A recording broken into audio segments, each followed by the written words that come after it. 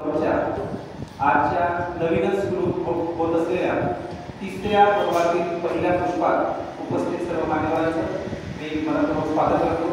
पुनश्च एकदा स्वागत सुस्वागत. मित्रहो, 2-2.5 वर्षांपूर्वी आपण हा एक वेगळा प्रकल्प सुरू केला. सुरुवातीला कुतूहल होतं की नेमकं करायचं काय. हळूहळू कुतूहल उत्सुकतेत बदललं. काहीतरी करत गेलो, चुकत गेलो, शिकत गेलो. पहिलं पर्व संपलं आणि आता दुसरं पर्व संपवून आपण काहीतरी नवीन करण्यासाठी तिसऱ्या पर्वात वाटचाल करत आहोत. नेहमीच्या आपल्या परंपरेप्रमाणे आजच्या या तिसऱ्या पर्वातील आजच्या पहिल्या पुष्पाचं देखील आपण प्रारंभ श्री गणेशा आपल्या स्टेज फॉर्मच्या गीतानेच करणार आहोत. सर्व स्टेज फॉर्मच्या सदस्यांना मी विनंती करतो, आपण कृपया पुढे यावं आणि विज्ञान गीत सादर करावं.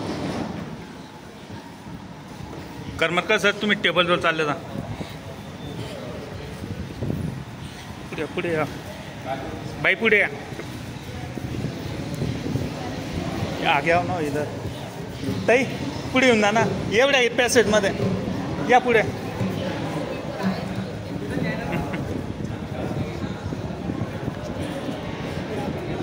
पाठक सर, तो दरवाजा लावून घ्या, ऊन येत आहे.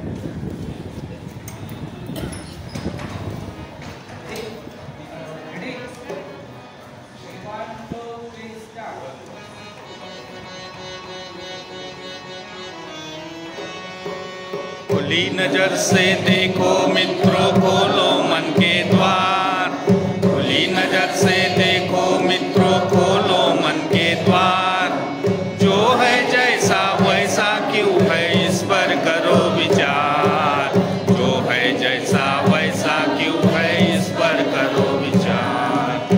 जो है जैसा वैसा क्यों है, इस पर करो विचार.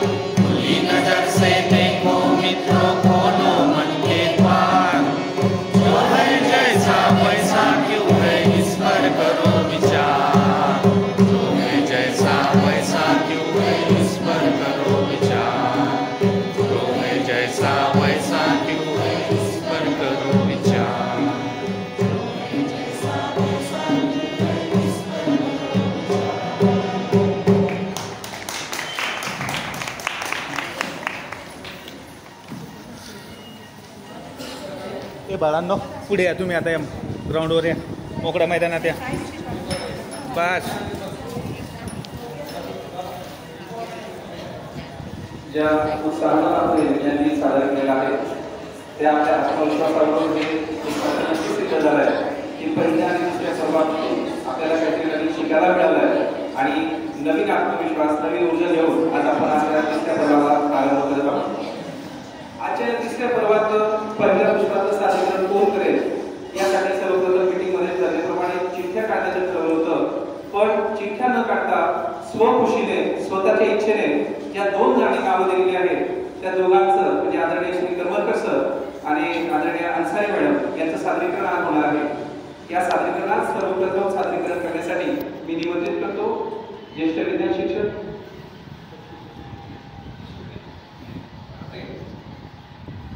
सर्वप्रथम सादरीकरण करणार आहे ज्येष्ठ विज्ञान शिक्षक आदरणीय करमरकर सर. पण तत्पूर्वी ज्या कार्यक्रमाची आपण उत्सुकतेने वाट पाहत आहोत आणि ज्याची उत्सुकता आपल्याला लागलेली आहे तो म्हणजेच दुसऱ्या पर्वातील विजेते 3 सादरीकरण करणारे स्पर्धक कोण आहेत, शिक्षक कोण आहेत याची. तर खरं तर कार्यक्रमाच्या शेवटपर्यंत ही उत्सुकता टाळण्याचा प्रयत्न केला होता पण सरांच्या आग्रहामुळे आपण बक्षीस वितरण कार्यक्रम घेणार आहोत. ज्या क्रायटेरियाचा वापर करून आपण ही बक्षिसं निवडलेली आहेत त्या क्रायटेरियानुसार तिसरा क्रमांक, दुसरा क्रमांक आणि प्रथम क्रमांक असे 3 मार्किंग आपण काढलेले आहेत. मी आपल्याला काही सर्वांना विनंती करतो की आपण कृपया पुढे यावं. सर्व आदरणीय पदाधिकाऱ्यांनी देखील पुढे यावं. इकडे काढून घ्या सर ते या तिन्ही बक्षीस विजेत्यांना आपण सन्मानित इकडेच काढून घ्या. तिसऱ्या क्रमांकाचं पारितोषिक यावेळेस मिळवलेलं आहे आपल्या स्टेजचे टेक्नो सॅव्ही आपले शिक्षक मित्र नितीन नामदेवराव पाटील. तिसरा क्रमांक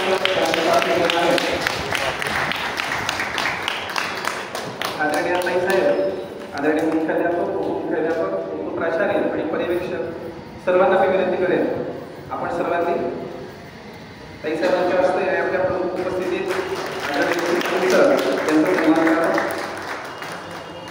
दुसऱ्या क्रमांकाचं पारितोषिक आपल्या फोटो लेते कौशल अकादमी विभागातील आदरणीय PS Patil sir periodic table आणि पिरियडिक टेबलची उपयुक्तता ये फोटो करायला सादर केलेलं होतं. आणि अर्थातच आता आपली उत्सुकता ताणली गेलेली आहे की प्रथम क्रमांक कोणाचा असणार आहे. प्रथम क्रमांकाचं बक्षीस जात आहे आदरणीय करुणा जयेश पाटील आणि आपल्या सर्व मान्यवरांच्या हस्ते आपला सन्मान स्वीकारावा.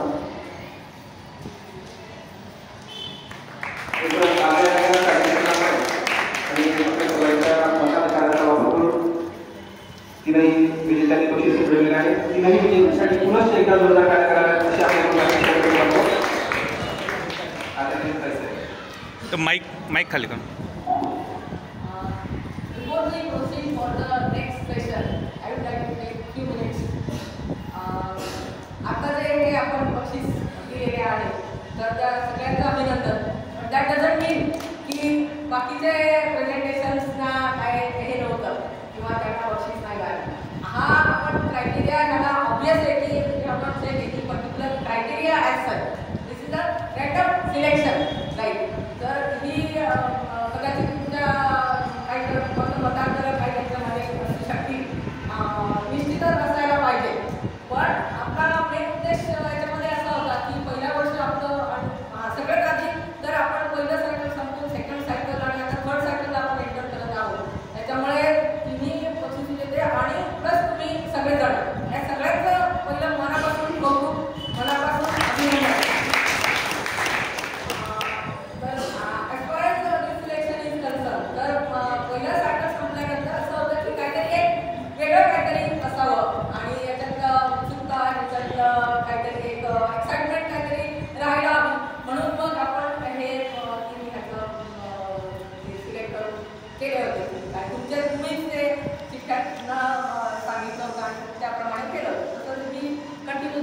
नंतर ही एक मला असं वाटतं की स्टेम हा जो उपक्रम आहे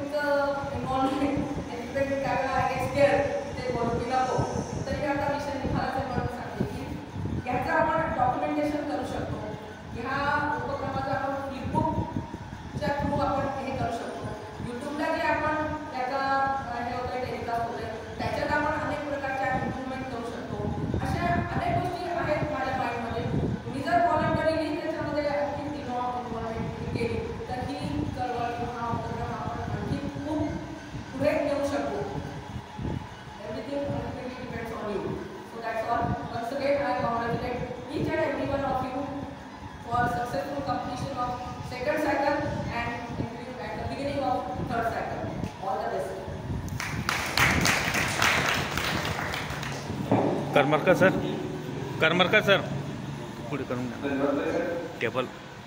आपल्या शिक्षकांच्या बाहेरच्या भिंतीवरच एक वाक्य लिहिलं आहे आणि वर आइन्स्टाईन यांचं जे वाक्य आहे ते वाक्य मला फार आठवत आहे. याला घ्या. Once you stop learning you start dyeing.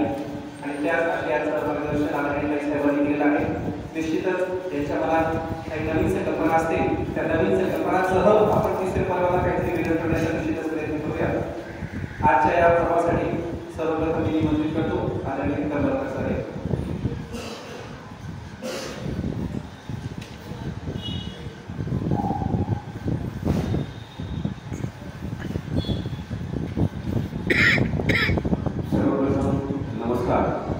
संस्थेच्या सचिव महाविद्यालयीन शाळेचे मुख्याध्यापक प्रशांत सर, उपमुख्याध्यापक केली पाटील सर, उपप्राचार्य शेलार सर, पर्यवेक्षक माधुरीताई पाटील आणि साहेबराव पाटील सर, स्टेम ग्रुपचे सर्व सदस्य, गणित सायन्स शिकवणारे शिक्षक आणि विद्यार्थी मित्रांनो, आज मनस्वी आनंद होतोय की तिसऱ्या पर्वाचं पहिलं पुष्प सर्वप्रथम मला सुरू करायला त्या ठिकाणी संधी दिली त्याबद्दल मनापासून खूप आनंद वाटतोय. माझा आजचा प्रेझेंटेशनचा जो विषय आहे तो LTR स्मार्ट लायटिंग सिस्टीम हा माझा विषय आहे. आदरणीय मुख्याध्यापकांनी आपली मीटिंग घेतलेली आणि मीटिंगमध्ये असं सांगितलं, त्यांनी असं सुचवलेलं की काहीतरी वेगळा विषय आपण घ्या. मॅथ सायन्स माझा ऑलरेडी झालेला आणि मला स्वतःला टेक्नॉलॉजीबद्दल खूप त्या ठिकाणी उत्सुकता होती किंवा आवड त्या ठिकाणी आहे आणि आपल्याला सगळ्यांना देखील टेक्नॉलॉजीची आवड आहे आणि म्हणून मग मी टेक्नॉलॉजी हा विषय घेण्याचं या ठिकाणी ठरवलं. माझा ग्रॅज्युएशनचा विषय हा केमिस्ट्री आहे, पण टेक्नॉलॉजीची आवड असल्याबद्दल असल्याने त्या ठिकाणी मी हा टेक्नॉलॉजी विषय घेतला आहे. आदरणीय नितीन पाटील सर, त्याच्यानंतर चिकित्सा भूमिका मॅडम आणि आपण सगळ्यांनी मला ह्याबद्दल थोडंसं सहकार्य करावं जर काही चुकलं, कारण टेक्नॉलॉजी हा विषय मी पहिल्यांदा शिकतोय किंवा त्या ठिकाणी जे मॉडेल बनवलेलं आहे ते त्या ठिकाणी पहिल्यांदाच तयार केलेलं आहे टेक्नॉलॉजी संदर्भात, तर ते समजून घ्यावं. आपण सर्वांनी दैनंदिन जीवनात आपण नेहमी टेक्नॉलॉजीचा वापर करत असतो. आपण बघतो की लहान लहान विद्यार्थी किंवा लहान मुलं सुद्धा त्या ठिकाणी टेक्नॉलॉजी खूप छान पद्धतीने हाताळतात, वापरतात. टेक्नॉलॉजी संदर्भात एखाद्या देशात जर शोध लागला तर समस्त जगात ती टेक्नॉलॉजी त्या ठिकाणी मोठ्या प्रमाणात वापरली जाते. आपल्याला माहितीच आहे की 16 एप्रिल 1853 सर्वप्रथम इंग्रजांनी बोरीबंदर ते ठाणे या दरम्यान सर्वप्रथम रेल्वे सुरू केली आणि ती रेल्वे बघितल्यानंतर आपल्या भारतीयांना खूप त्या ठिकाणी आश्चर्य वाटत होतं आणि भारतीय त्या ठिकाणी म्हणत होते की साहेबाचा फोन किती हाकली, बिन बैलाने गाडी कशी हाकली. कारण आपल्याला तोपर्यंत हेच माहिती होतं की बैलगाडी किंवा एखाद्या प्राण्याच्या साहाय्याने त्या ठिकाणी गाडी पुढे ढकलली जाते किंवा ओढली जाते आणि तोच आपला भारत देश. आज आपण बघतोय की आपली प्रगती त्या ठिकाणी मेट्रो, बुलेट ट्रेन आणि आपण आता हायपरलूप पर्यंत तंत्रज्ञानापर्यंत त्या ठिकाणी आपला प्रवास पोहोचलेला आहे. AI, artificial intelligence, machine tool ह्या सर्व गोष्टी आपल्याला त्या ठिकाणी ज्ञान आहेतच. टेलिफोनच्या बाबतीत देखील मी असं म्हणेल की आपली जी प्रगती आहे ती पूर्वी आपण टेलिफोन वापरत होतो, त्याच्यानंतर त्या ठिकाणी मोबाईल फोन आले, त्याच्या अगोदर पेजर आले, पेजरनंतर मोबाईल फोन आले आणि आपल्या आता फोन हे स्मार्ट झालेले आहे. इतकंच नाही तर आपले जे घड्याळ आहे ते देखील स्मार्ट झालेले आहे. परवा इयत्ता 8वी क च्या वर्गात विद्यार्थ्यांना ब्लड प्रेशर हा भाग शिकवत होतो आणि त्यांच्याशी चर्चा करताना त्यांना म्हटलं पल्स रेटच्या संदर्भात मी बोलत होतो, तर लगेचच त्या विद्यार्थ्यांनी त्यांच्या स्मार्ट वॉचच्या साहाय्याने पल्स रेट काउंट, त्याच्यानंतर वॉटर लेवल आणि स्टेप काउंट हे मला त्या ठिकाणी त्यांनी करून दाखवलं. म्हणजे आपले घड्याळ देखील काय झालेले आहेत त्या ठिकाणी तर खूप स्मार्ट झालेले आहे. अशा बऱ्याच गोष्टी आपण बघतो की आपली जी 4 व्हीलर आहे ती देखील त्या ठिकाणी त्याची जी की आहे ती देखील स्मार्ट झालेली आहे. आपले जे फॅन आहे, सिलिंग फॅन, हे देखील आपण बघतोय की सध्या त्या ठिकाणी ते सुद्धा स्मार्ट झालेले आहे. तर टेक्नॉलॉजीचा वापर आपण जीवनात मोठ्या प्रमाणात करतो आहोत. आता माझा जो विषय आहे IoT अंतर्गत, IoT means internet of things. आतापर्यंत आपण असं म्हणत होतो की कॉम्प्युटर, सॉफ्टवेअर आणि इंटरनेट ह्या एकमेकांशी त्या ठिकाणी संलग्नाच्या गोष्टी होत्या. म्हणजे कॉम्प्युटरचा वापर, त्याच्या सॉफ्टवेअर आणि त्याचा वापर त्या ठिकाणी इंटरनेटचा वापर कॉम्प्युटरच्या संदर्भात होत होता. परंतु आता आपण असं बघणार आहोत की जे काही आपल्याकडे डिव्हाइसेस आहेत, जे काही मशीन्स आहेत, ते आपल्याला काय करायचं त्या ठिकाणी सेन्सरच्या साहाय्याने सॉफ्टवेअर आणि कॉम्प्युटरला त्या ठिकाणी ते जोडायचे.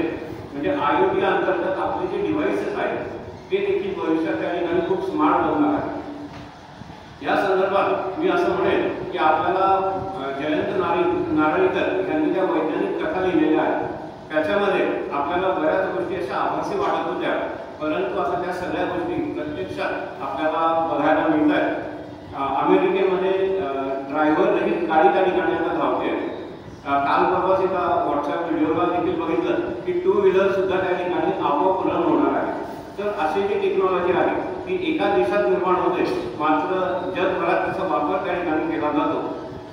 आपला घरातील रेफ्रिजरेटर आहे तो देखील बऱ्याच प्रमाणात त्या ठिकाणी स्मार्ट झालेला आहे. तो टेम्परेचर ऑटो ॲडजस्ट त्या ठिकाणी करतो आणि भविष्यात हे फार दूर नाही की रेफ्रिजरेटरमधलं दूध जर संपत आलेलं असेल, आपल्या घरातल्या रेफ्रिजरेटरमधलं दूध जर संपत असेल तर आपल्याला तो रेफ्रिजरेटर पूर्व सूचना त्या ठिकाणी देईल की दूध संपत आलेलं आहे. तसंच मी असं म्हणेन की थकून भागून म्हणजे शाळा सुटल्यानंतर किंवा ऑफिस सुटल्यानंतर जेव्हा आपण घरी जातो, माझ्यासारखा जेव्हा इतका व्यक्ती असेल की घरी गेल्यानंतर घरातले लाईट लावायचे आहे, फॅन लावायचा आहे, AC लावायचा आहे, हे जर मी शाळा सुटताना किंवा शाळा सुटल्यानंतर माझ्या स्मार्टफोनच्या साहाय्याने ते सर्व डिव्हाइस ऑलरेडी जर मी रन करू शकलो तर ते सुद्धा IoTच्या साहाय्याने आपल्याला आता शक्य होणार आहे. घरी जाण्याच्या अगोदरच मला लाईट, फॅन, AC हवं त्या टेम्परेचरनुसार त्या ठिकाणी सेट करता येणार आहे. तर हे जे काही आहे त्याच्यानंतर आपल्या घराचे जे लॉक आहेत ते सुद्धा आता डिजिटल स्वरूपात येणार आहे. स्मार्ट ही जी कल्पना आहे IoT, इंटरनेट ऑफ थिंग्स, ही जी संकल्पना आहे ही स्मार्ट होमच्या बाबतीत आपल्याला वापरता येईल. तसंच शहरातील वाहतुकीचे व्यवस्थापन, घनकचरा व्यवस्थापन, सार्वजनिक वाहतूक व्यवस्था याच्यामध्ये आपल्याला IoTचा वापर करता येईल. मला आठवत आहे की मागच्या महिन्यात माझे मित्र डॉक्टर समाधान पाटील आपल्या शाळेत व्हिजिटला आलेले आणि त्यांच्याशी चर्चा करताना ते मला असं म्हणाले की मी एका वेगळ्या सेन्सरवर रिसर्च करतोय. त्यांनी बायो सेन्सरचा उल्लेख केला की जेव्हा आपल्याला हार्ट अटॅक येणार असेल तेव्हा एक 5-6 दिवस अगोदर आपल्या रक्तातील हार्मोन्स, पर्टिक्युलर हार्मोन्सची पातळी त्या ठिकाणी वाढते आणि हा जो सेन्सर आहे हा ते हार्मोन्स डिटेक्ट करेल आणि 5-6 दिवस अगोदरच आपल्याला त्या ठिकाणी सूचना मिळेल. आपण योग्य त्या डॉक्टरकडे जाऊन योग्य त्या औषध उपचार किंवा त्या ठिकाणी त्यांचा सल्ला घेऊन येणारा जो हार्ट अटॅक आहे तो आपण वाचवू शकतो आणि आपला मृत्यू देखील त्या ठिकाणी टळू शकणार आहे. तर हे जे काही सेन्सर्स आहेत त्याचा वापर आपण त्या ठिकाणी बघणारच आहोत. आपल्याला सगळ्यांना ज्ञात आहे की डॉक्टर अमेरिकेत असतात आणि रोबोटच्या साहाय्याने भारतात देखील त्या ठिकाणी शस्त्रक्रिया करणं शक्य झालेलं आहे. तर हे सगळं जे आहे हे IoTद्वारे आपल्याला सगळं शक्य होणार आहे. कारखान्यातील उत्पादन क्षमता आपल्याला वाढवता येईल. त्याच्यानंतर इंटरनेट ऑफ द थिंग हे मी फक्त टेक्नॉलॉजीची प्रगती आहे असं म्हणणार नाही, तर सांस्कृतिक बदल आहे जो अधिक कनेक्टेड, कार्यक्षम आणि सक्षम भविष्य आपल्याला त्या ठिकाणी देणार आहे.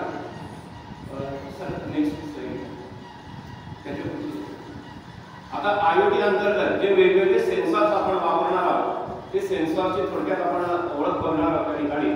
पहिला आहे ह्युमिडिटी सेन्सर, त्याच्यानंतर दुसरा आहे त्या ठिकाणी fire sensor, metal detector, real time sensor, vibration sensor, colour sensor, gas sensor. घरातलं गॅस सिलेंडर जर लीक होणार असेल तर आपल्याला गॅस सेन्सरद्वारे त्या ठिकाणी सूचना मिळू शकते. त्याच्यानंतर स्मोक सेन्सर आहे. LDR आपण ज्याचा आता वापर बघणार आहोत, लाईट डिटेक्टर रेजिस्टन्स, त्याचा वापर आपण करणार आहोत. त्याच्यानंतर रेन सेन्सर आहे, फोटो ट्रान्झिस्टर आहे, वॉटर फ्लो सेन्सर आहे, हार्टबीट सेन्सर आहे आणि अल्कोहोल सेन्सर आहे. ड्रायव्हरने जर त्या ठिकाणी अल्कोहोल वगैरे घेतलेलं असेल तर ते डिटेक्ट करण्यासाठी अल्कोहोल सेन्सर त्या ठिकाणी वापरले जातात. असे वेगवेगळे सेन्सर्स आपण IoT डिव्हाइसला त्या ठिकाणी कनेक्ट करू शकतो आणि त्याचा वापर आपल्याला त्या ठिकाणी स्मार्ट होण्यासाठी करता येईल. माझा जो प्रोजेक्ट आहे तो जो विषय आहे ट्रॅडिशनल लाइटिंग सिस्टीम, मी जो प्रोजेक्ट केलेला आहे LDR लाईट डिटेक्टिंग रेझिस्टन्स, त्याच्या अंतर्गत त्या ठिकाणी ट्रॅडिशनल रस्त्यावरची जी लाईट सिस्टीम आहे ती मी या ठिकाणी दाखवलेली आहे. रस्त्यावरचे जे लाईट आहे ते आपल्याला मॅन्युअली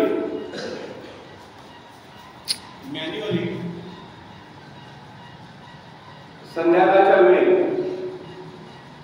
आपल्याला ते सुरू करावे लागतात आणि संध्याकाळी सुरू केले म्हणजे रात्रभर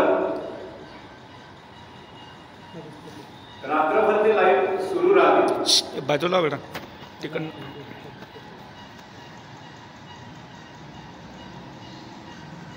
ठीक आहे. थोडा बॅटरीचा प्रॉब्लेम येतो त्यामुळे मला हे ते जे डिव्हाइस मी सुरू केलेलं होतं त्याच्यामध्ये मला ट्रॅडिशनल लाइटिंग सिस्टीम दाखवायची होती की बॅटरी जोडल्यानंतर त्या ठिकाणी रात्रभर ते लाईट सुरू राहते. त्याच्यानंतर ते ऑपरेट करण्यासाठी आपल्याला मॅन्युअली म्हणजे माणूस त्या ठिकाणी लागणार आहे की ते मला लाईट सुरू करायचे, सकाळ झाली म्हणजे त्या ठिकाणी ते लाईट बंद करायचे आहे. रात्रभर जास्त व्होल्टेज वापरल्यामुळे आपल्याला वीज देखील त्या ठिकाणी जास्त वापरावी लागणार आहे, इलेक्ट्रिसिटी वापरावी लागणार आहे. आपल्याला माहितीच आहे की इलेक्ट्रिसिटी जास्त वापरली म्हणजे ती आपल्याला जास्त तयार करावी लागेल आणि तयार करण्याचा जो खर्च आहे तो देखील जास्त आहे आणि त्याच्यानंतर जे होणारं प्रदूषण आहे ते देखील मोठ्या प्रमाणात त्या ठिकाणी होणार आहे. मग IoT अंतर्गत मी असा त्या ठिकाणी डिव्हाइस त्या ठिकाणी शोधलं की जे लाईट आपोआप त्या ठिकाणी सुरू होते. म्हणजे थोडक्यात अंधार झाला म्हणजे त्या ठिकाणी ते लाईट सुरू व्हायला पाहिजे आणि सकाळ झाली म्हणजे त्या ठिकाणी ते लाईट आपोआप बंद व्हायला पाहिजे.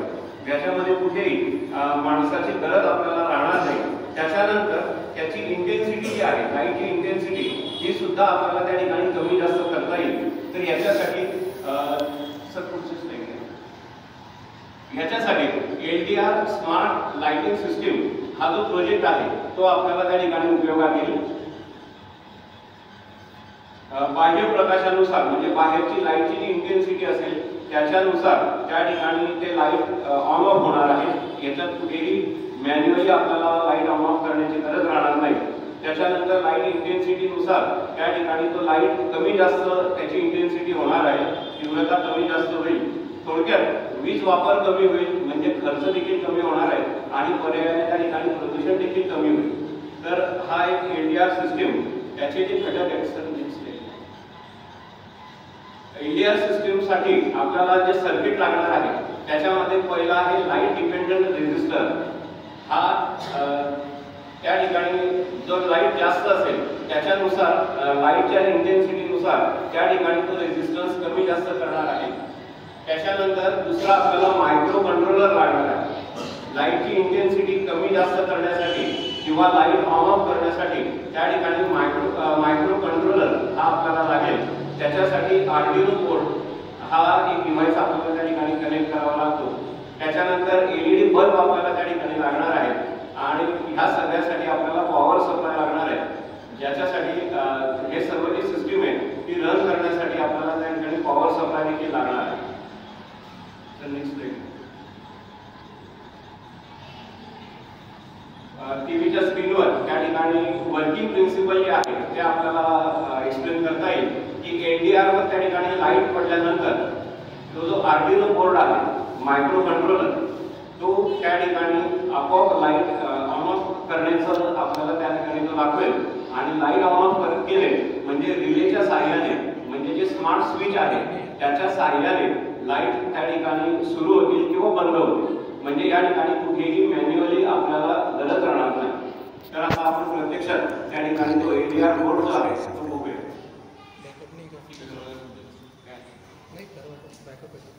जावेद सर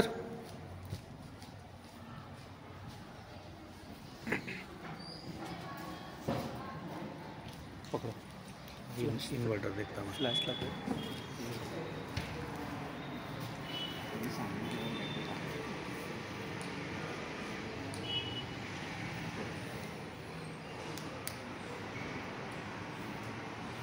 आता ही लाईट सुरू आहे, याच्यावर आपण LDR जो आहे सेन्सर, लाईट सेन्सर जो आहे तो या ठिकाणी बसवलेला आहे.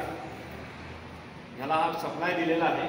आता रात्रीची वेळ आहे त्याच्यामुळे लाईट सुरू आहे आणि जसं याच्यावर या सेन्सरवर उजेड पडणार आहे, लाईट पडणार आहे, म्हणजे जसा दिवस होईल तसं त्या ठिकाणी ते जे लाईट आहे ते आपोआप बंद होतं. हे बघा, ही लाईट बंद झाली. तर लाईटच्या इंटेन्सिटीनुसार त्या ठिकाणी तो जो रेझिस्टन्स आहे तो त्या ठिकाणी काम करेल. लाईट ऑन ऑफ करण्याचं काम त्या ठिकाणी होणार आहे. तर हा LDR जो आहे लाईट सिस्टीम ही अत्यंत महत्त्वाचा, हा जो सेन्सर आहे हा अत्यंत महत्त्वाचा त्या ठिकाणी रोल दाखवणार आहे आपल्याला.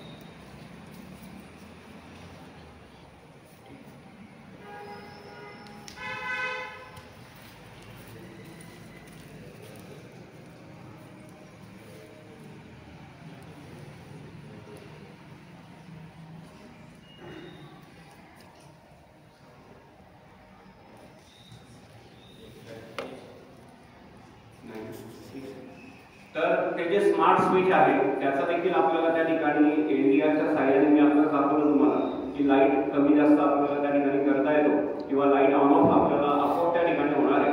कुठेही मॅन्युअल ऑन ऑफ करण्याची गरज राहणार नाही. तर हे टेक्निक आपल्याला कुठे कुठे उपयोगात येईल ह्या भागाकडे आपण बोलणार आहोत. LDRचा उपयोग मी अगोदरच बोललो तुम्हाला की स्मार्ट होम, आपलं जे घर आहे त्या घरामध्ये त्या ठिकाणी LDRचा वापर करता येईल. जिथे गरज असेल, लाईट कमी झाला म्हणजे आपण नॅचरल लाईट कमी झाला म्हणजे घरातले लाईट त्या ठिकाणी लागतील. आपल्या घराच्या बाहेर त्या ठिकाणी जेव्हा अंधार पडणार आहे तेव्हा बाहेरचे जे लाईट असतील ते आपोआप त्या ठिकाणी लागतील. त्याच्यानंतर जे मोठमोठ्या ऑफिसच्या इमारती आहेत, मार्केट आहे, रिटेल स्टोअर्स आहेत, डिमार्ट, बिग बाजार, ह्या ठिकाणी आपल्याला ह्या LDRचा वापर करता येईल. त्याच्यानंतर मोठे कारखाने, हॉटेल, सरकारी कार्यालय, या ठिकाणी शाळा, हॉस्पिटल, लायब्ररी, ह्या ठिकाणी आपल्याला ह्या LDRचा वापर करता येईल. LDRचा उपयोग आपल्याला जर बघितला तर इलेक्ट्रिसिटी सेव्ह होणार आहे. पर्यायाने इलेक्ट्रिसिटी आपल्याला कमी जनरेट करावी लागेल. 10वीच्या पुस्तकामध्ये, 10वीचं सायन्सचे पुस्तक आहे towards the green energy, science 2चं पुस्तक, त्याच्यामध्ये आपल्याला दिलेलं आहे की भविष्यात आपल्याला ग्रीन एनर्जी सोर्स शोधावे लागतील. कारण जे काही आपण भारतामध्ये मोठ्या प्रमाणात थर्मल पॉवर प्लांटचा उपयोग करतो, कोळशाचा वापर त्या ठिकाणी करतोय, कोळसा देखील कधी त्या ठिकाणी संपणार आहे किंवा त्याच्यामुळे मोठ्या प्रमाणात पोल्युशन देखील होतं, एअर पोल्युशन होतं. तर जर वीज वापर आपण कमी केला तर निश्चितपणे वीज आपल्याला कमी निर्माण करावी लागेल आणि भविष्यात आपण सेल्फ त्या ठिकाणी राहू शकतो. तर भविष्यातील याचा जो उपयोग आहे, LDRचा उपयोगातून आपल्याला कुठे करता येईल तर घरामध्ये सिक्युरिटी सिस्टीम जी आहे त्या सिक्युरिटी कॅमेऱ्यामध्ये आपल्याला त्याचा वापर करता येईल. त्याच्यानंतर घरातले जे पडदे आहेत ते आपल्याला आता मॅन्युअली त्या ठिकाणी ते बंद करावे लागतात किंवा उघडावे लागतात. ते देखील या LDRचा वापर करून आपल्याला त्याचा उपयोग करता येईल. त्याच्यानंतर डायनॅमिक कलर, ज्या ऑफिसमध्ये किंवा ज्या ठिकाणी आपण काम करतो तिथली लाईट व्यवस्था जी असेल ती जर चांगली असेल तर निश्चितपणे कर्मचाऱ्याचा परफॉर्मन्स त्या ठिकाणी वाढतो. तर इंटेन्सिटी कमी जास्त करणे, त्याच्यानंतर दिवसा फुल लाईट आणि रात्रीच्या वेळी वॉर्म लाईट, हे देखील या LDRमुळे आपल्याला शक्य आहे. We can create more adaptable, comfortable light environment. असं म्हणतात की मोठमोठ्या ज्या कंपन्या आहेत त्या कंपन्यांमध्ये लोकांचा परफॉर्मन्स, कर्मचाऱ्याचा परफॉर्मन्स वाढावा म्हणून वेगवेगळ्या पद्धतीने त्या ठिकाणी ते प्रयत्न करत असतात. कधी साऊंड सिस्टीम त्या ठिकाणी असते किंवा मी तर असं म्हणेन की प्लेझंट ॲटमॉस्फिअर, लाईट सिस्टीम देखील त्या ठिकाणी अत्यंत महत्त्वाची आहे. इंटेन्सिटी कधी कमी हवी कधी जास्त. तर एक छोटासा प्रयत्न टेक्नॉलॉजीच्या संदर्भात, थोडीशी एक अडचण अशी आली की मॅन्युअली जे पहिलं जे मॉडेल आहे ते ऑपरेट करताना त्या ठिकाणी ते जे बॅटरी आहे त्या ड्रेन झाल्या, त्यामुळे ते कंटिन्यू सुरू राहिले नाही. मला फक्त पहिलं जे मॉडेल होतं ते मॅन्युअली ऑपरेट करण्याचं होतं, ऑन ऑफ करण्याचं होतं, आणि दुसरं जे मॉडेल होतं माझं ते LDRचं होतं. ते वर्किंग मी तुम्हाला त्या ठिकाणी दाखवू शकतो की लाईट कसे सुरू होतात किंवा कसं बंद होतं. आपण सगळ्यांनी शांतपणे त्या ठिकाणी ते ऐकून घेतलं. मला आयोजकांनी बोलण्याची संधी दिली त्याबद्दल तुम्ही सगळ्यांचे आभार.